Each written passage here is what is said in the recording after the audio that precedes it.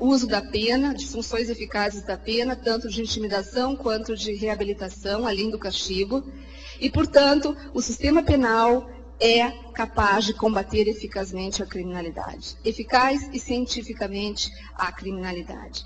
Há uma dupla promessa nesse duplo eixo legitimador. Segurança jurídica de um lado, defesa social simultaneamente. O sistema deve proteger não apenas os homens de bem contra os homens de mal, evitar que nós sejamos vítimas da criminalidade e, ao mesmo tempo, o sistema deve, para quem foi condenado pelas suas malhas, transformar. O sistema promete que o paraíso passa pela sua mediação. Essa máquina punitiva tem, portanto, uma ideologia extremamente sedutora que, nascida como ciência, se fez doxa, se fez senso comum. E ela está no interior de cada um de nós com a sua dupla promessa, porque nós, de alguma maneira, seguimos acreditando no Papai Noel. Nós seguimos reproduzindo o princípio do bem e do mal, as funções declaradas da pena.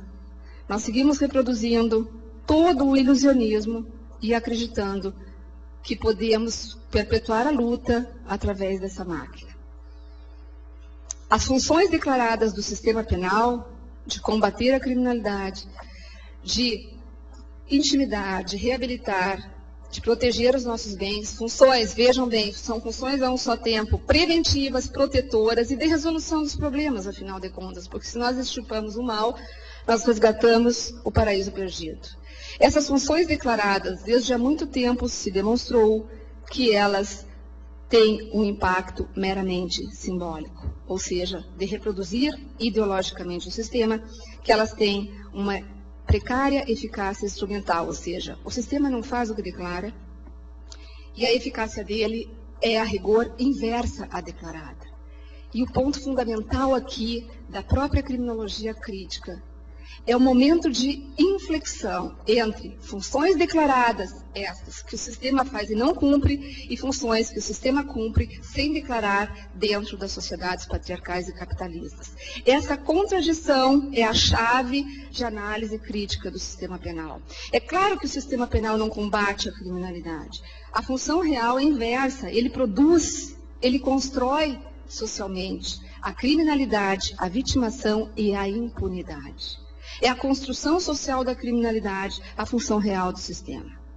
Vale dizer, trocando em miúdos, o sistema penal não aplica igualitariamente a lei para todas as pessoas que praticam igualmente as mesmas coisas. Ele seleciona, dentre aqueles que praticam as mesmas coisas, alguns que serão etiquetados, como insistiu aqui o professor Paulo, já demonstrou, como criminosos e outros como vítimas, e o grande leque que cairá na impunidade ou na imunidade. Aqui, a função real do sistema penal é o que a criminologia de longa data vem afirmando como sendo a seletividade. O que é a seletividade do sistema penal? Então, a função real do sistema é a desigualdade, não é?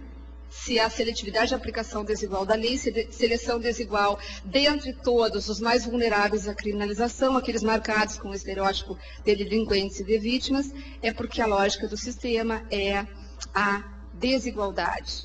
A seletividade do sistema penal, eu tenho chegado a várias formulações da seletividade e cheguei a uma última que tenta incluir a seletividade também de classe, não só de classe, mas de gênero dentro do sistema penal.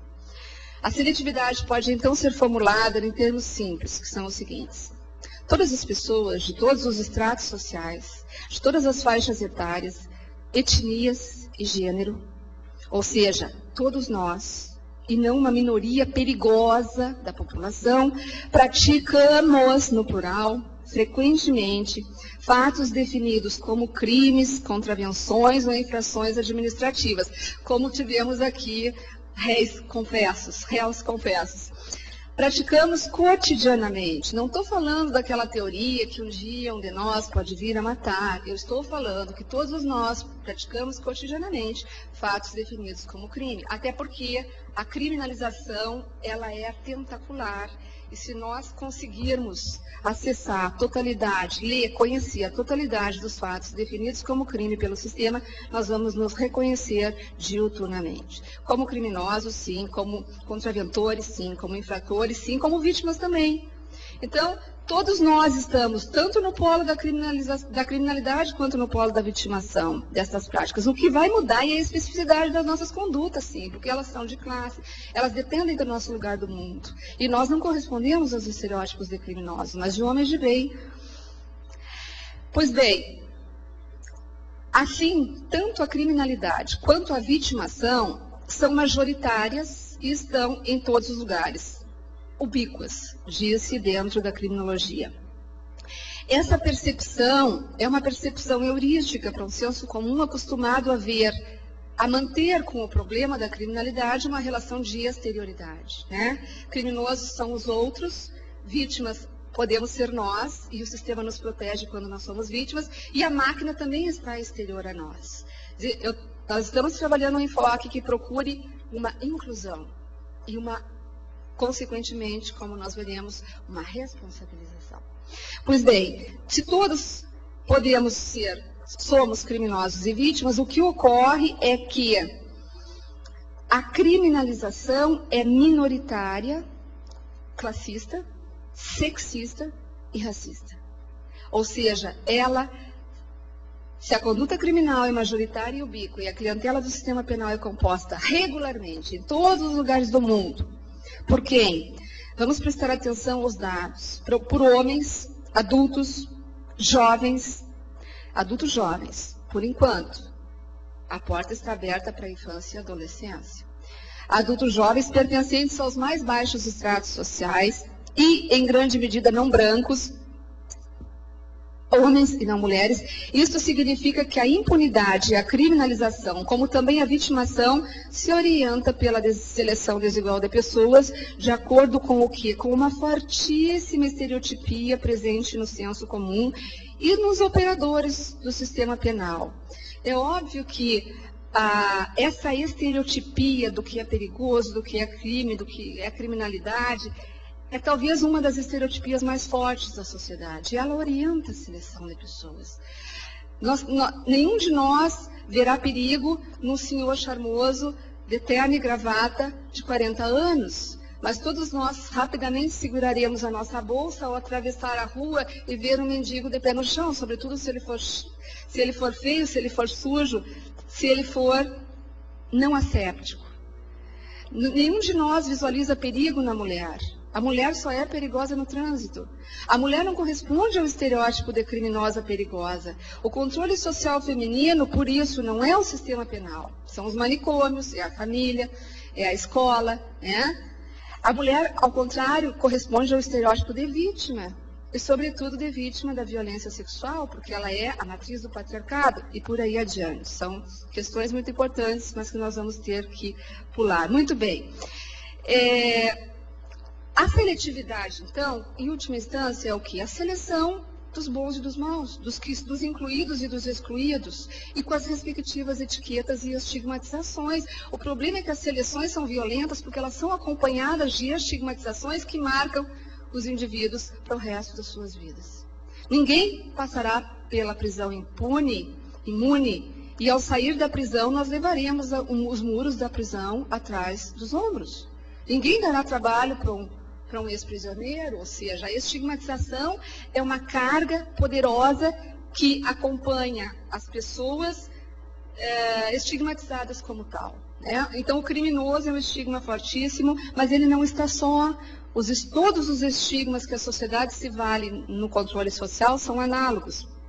Né? Os filhos etiquetados como ovelha negra, o aluno como aluno difícil, no mercado de trabalho, os desempregados, os ociosos, os vagabundos, que o direito penal etiquetou como vagabundos, e etc. Ou seja, aqui o sistema penal nada mais está fazendo do que reproduzindo a lógica de toda a mecânica de controle social. Toda a mecânica de controle social, ela produz profundas assimetrias, ela define as condutas erradas e as respectivas consequências e os processos que se sucedem a essas consequências. Toda a mecânica de controle social visa essa seleção binária. a separação entre o bem e o mal, entre os incluídos e os excluídos e as respectivas sanções ou méritos para produzir estes comportamentos.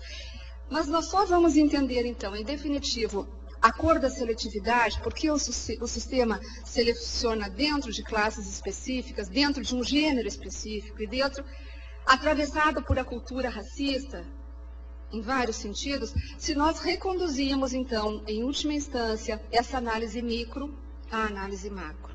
Vale dizer, nós temos que sair da análise da máquina, do funcionamento da máquina, por dentro dos seus símbolos, por dentro das suas armas, para nos reconduzirmos ao sistema social.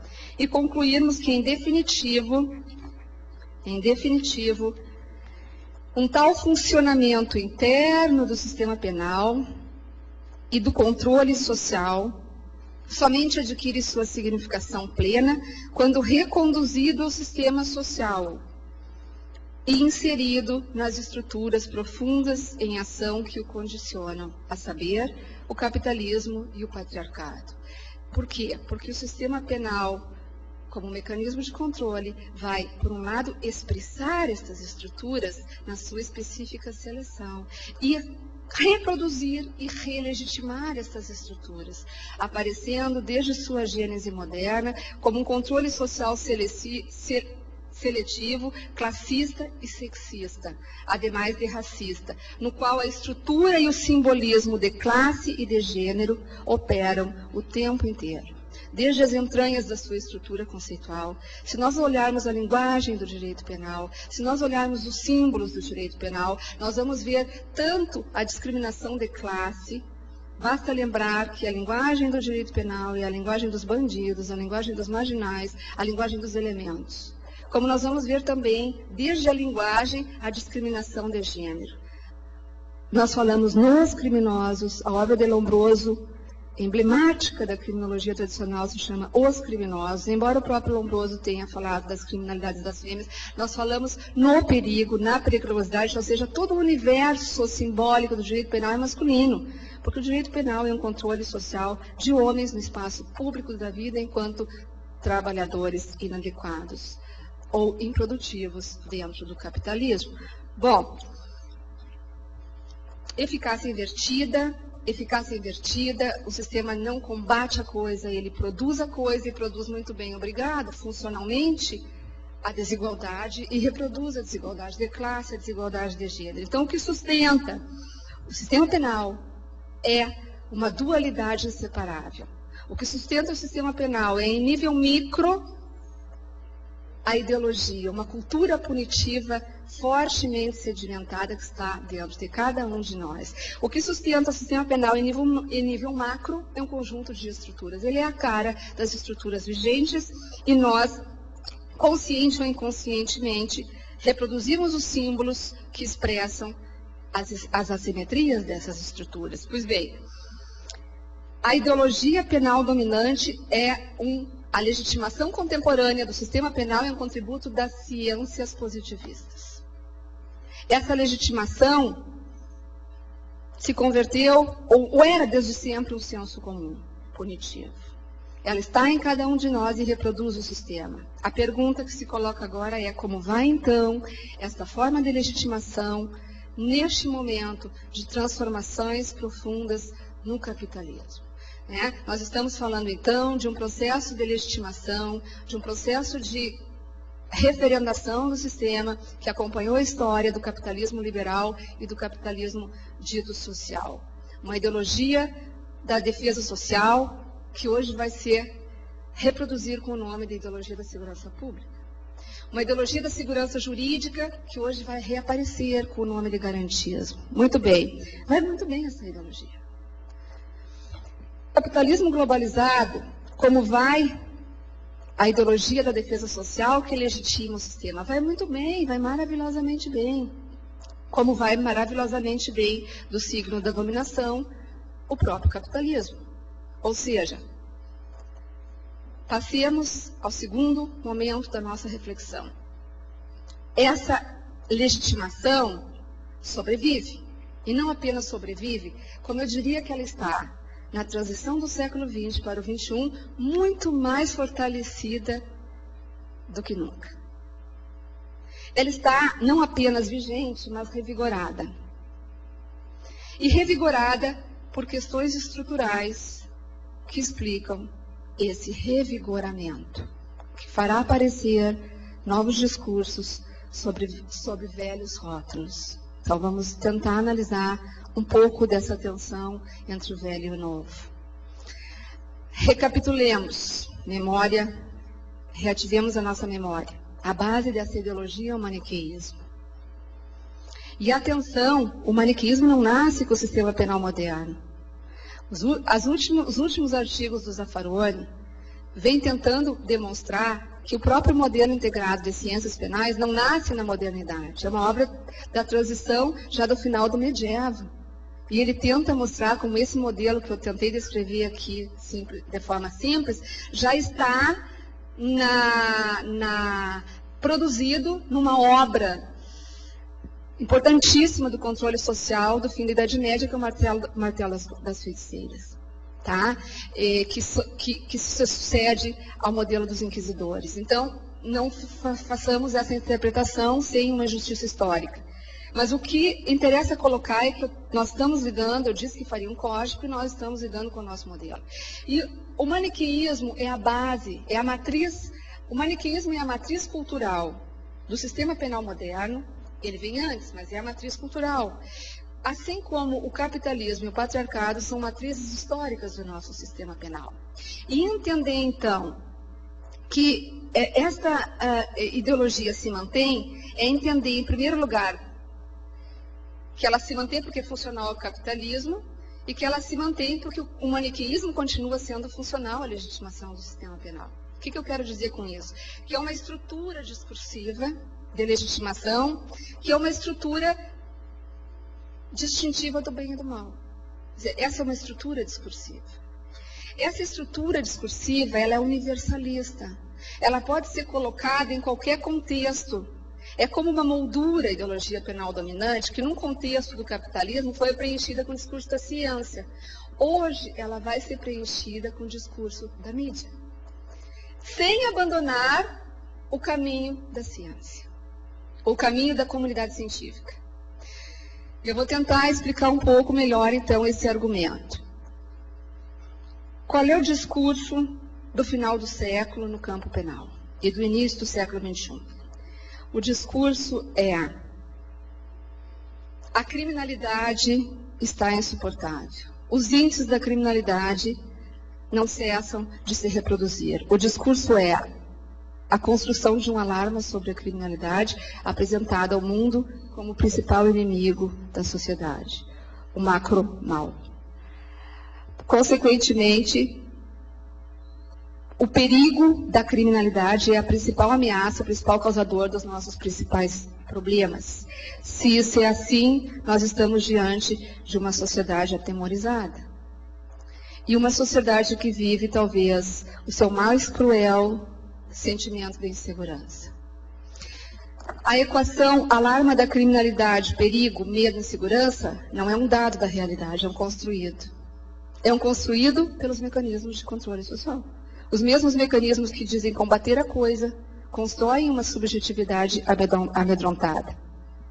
Então, vejamos o seguinte.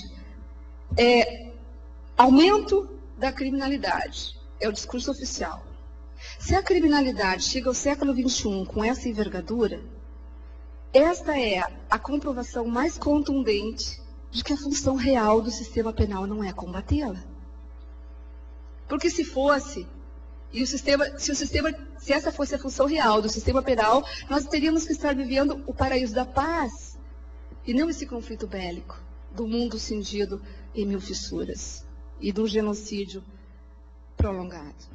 Chegamos ao ponto do eficientismo penal, tema tão caro aos nossos criminólogos críticos e particularmente ao professor Alessandro Barata.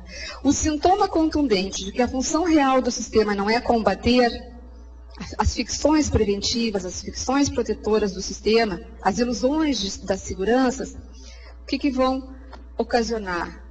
Ao invés de uma radical desilusão e uma mudança de eixo, um retorno à desilusão, o pedido de mais sistema. Isso em nível micro, É esse caldo ideológico que sustenta a expansão contemporânea dos sistemas penais, talvez a maior da história ocidental.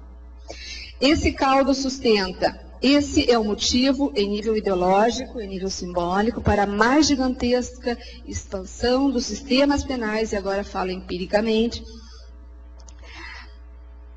na história do Ocidente. E a derradeira prostituição mercantil da política criminal vai se dar neste momento da história, do controle social moderno. Pois bem, o que é então o eficientismo penal? O eficientismo penal é o nome que vem se dando a esse movimento de expansão do sistema penal em todos os níveis. E essa expansão, então, se baseia numa certa leitura do problema, que nos diz o seguinte: a equação é simples, simplista demais. Se a criminalidade não cessa de se reproduzir, se ela chega a níveis insuportáveis, esse é o discurso que vai estar na mídia, que vai estar na política como espetáculo, é porque o sistema penal não tem sido suficientemente eficiente. Então, nós temos que pedir mais, ampliar o sistema, porque assim ele será eficiente. E essa ampliação vai atingir em diferentes sociedades, por exemplo, a diferença entre os Estados Unidos e a América Latina e abissal nesse sentido, a expansão, da criminalização primária, produção de mais leis penais, criminalização extensiva dos problemas sociais.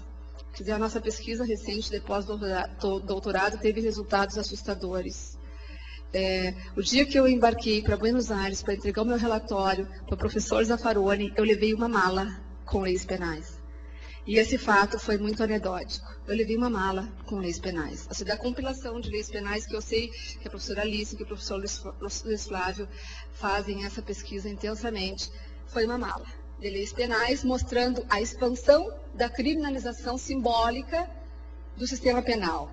E essa expansão vai da criminalização agigantada, mais leis, aumento de penas para as existentes, passando pelo aumento do aparato policial, prisional, mais sistema, mais prisões. Quanto mais eficiente. Então, o sistema não funciona na leitura oficial porque ele não é eficiente. Então, nenhum problema há com a máquina. O problema há com o tamanho da máquina. Não se problematiza a máquina, mas o tamanho da máquina. O problema todo é de infraestrutura. Então, o veneno tem que aumentar, o antídoto tem que aumentar de acordo com o veneno. Mais criminalidade, mais sistema. Ora, esse processo de expansão da criminalização, seja em nível do aumento de leis, do aumento da polícia, do aumento das prisões e da exacerbação da nossa ideologia através, sobretudo, da mídia, que é a grande princesa contemporânea da legitimação, esse sistema vai acarretar o quê? Uma eficácia invertida de novo. Quanto mais se amplia o sistema, mais aumentará a própria impunidade, porque a programação é cada vez mais impossível de ser cumprida. Mais aumentam todos os sintomas de violência invertida do sistema. Menos proteção, menos evitação, mais impunidade e mais orfandade social. Aí, o problema é que isso tem um limite.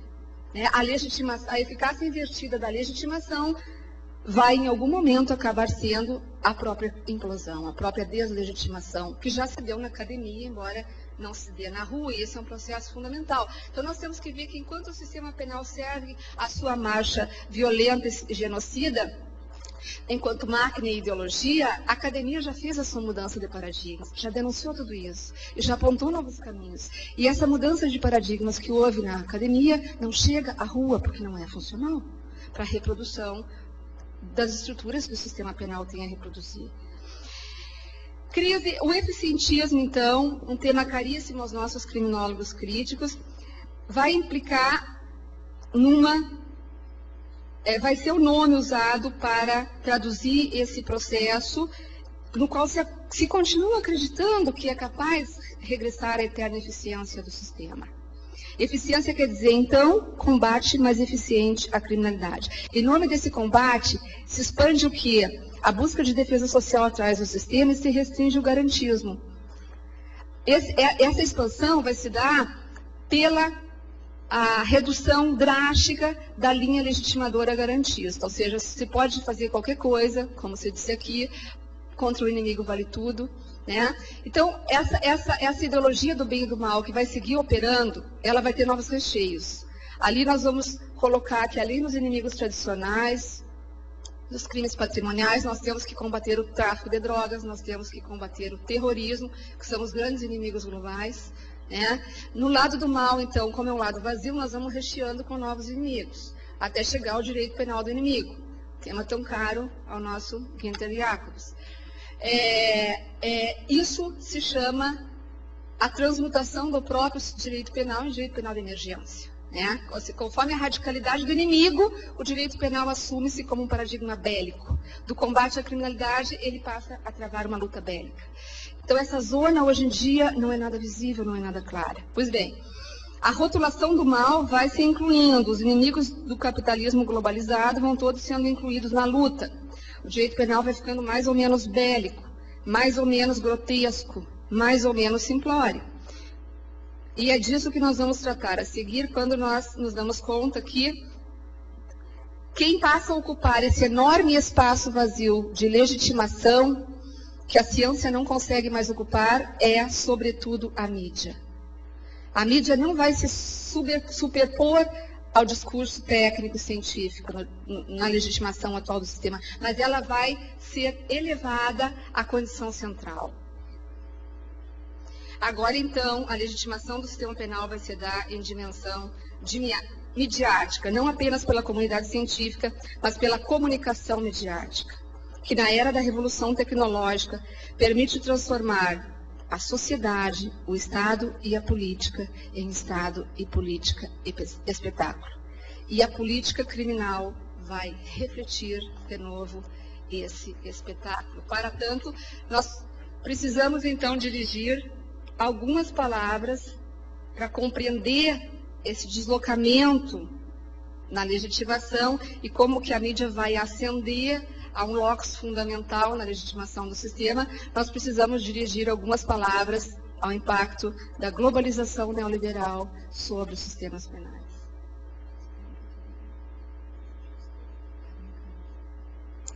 As minhas conclusões serão as seguintes. Toda a justificação para a expansão do sistema penal em nível ideológico, que é a expansão da insegurança contra a criminalidade, que é a construção social do medo, ela representa a captura pelo sistema penal do medo e da insegurança provenientes das transformações estruturais do capitalismo globalizado, para as quais o capitalismo não consegue dar respostas, às quais um Estado decapitado politicamente não consegue dar respostas. Esses problemas sociais, esse aumento da conflitividade, esse aumento da violência vai ser canalizado e receptado, capturado, colonizado pelo sistema penal. E aí que vai ganhar evidência é a política criminal, que vai se apresentar como política espetáculo, angariando adeptos para essa luta no senso comum midiático, de uma forma extremamente trivializada em relação ao modelo científico tradicional. E a partir daí nós teremos uma série de outras discussões a travar. Outra questão fundamental também que eu vou apenas lançar é o fato de que o sistema penal, se eu estou enfatizando ao longo da minha fala que o sistema penal inclui todos nós, eu estou consequentemente enfatizando a necessidade de uma inclusão e responsabilização de cada um de nós na reprodução do sistema e na mecânica da violência. Então, quando eu falo todos nós, eu estou falando nós, imunizados, de todos os estratos sociais, particularmente da classe média. Eu encerro com uma leitura fragmentária do magistral Eduardo Galeano, no seu livro De Pernas para o Ar, que traduz em grande medida o quanto o poder hoje está nu, né, e o quanto o mundo está de pernas para o ar. Ele fala da classe média e a sua sensação de pânico. A classe média continua vivendo num estado de impostura, fingindo que cumpre as leis e acredita nelas, e simulando ter mais do que tem, mas nunca lhe foi tão difícil cumprir esta abnegada tradição. Está asfixiada pelas dívidas e paralisada pelo pânico. E no pânico cria seus filhos. Pânico de viver, pânico de empobrecer, pânico de perder o emprego. É esse o medo que o sistema penal vai capturar. O carro, a casa, as coisas, pânico de não chegar a ter o que se deve ter para se chegar lá, para chegar a ser. No clamor coletivo pela segurança pública, ameaçada pelos monstros do delito que espreitam, é a classe média que grita mais alto. Defende a ordem como se fosse sua proprietária, embora seja apenas uma inquilina atropelada pelo preço do aluguel e pela ameaça de despejo. Apanhados nas armadilhas do pânico, os meninos de classe média estão cada vez mais condenados à humilhação da reclusão perpétua. Na cidade do futuro, que já está sendo do presente, os telemeninos, vigiados por babás eletrônicas, contemplarão a rua de alguma janela de suas telecasas. A rua proibida pela violência ou pelo pânico da violência. A rua onde ocorre o sempre perigoso e, às vezes, prodigioso espetáculo da vida. Muito obrigada.